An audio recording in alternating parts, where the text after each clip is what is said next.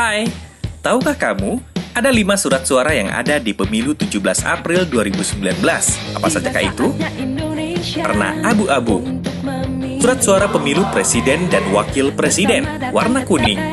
Surat suara anggota Dewan Perwakilan Rakyat atau DPR. Tidak terdapat foto para calon anggota DPR, warna merah. Surat suara pemilu anggota Dewan Perwakilan Daerah atau DPD.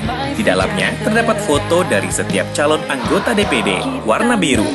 Surat suara pemilu anggota DPRD Provinsi.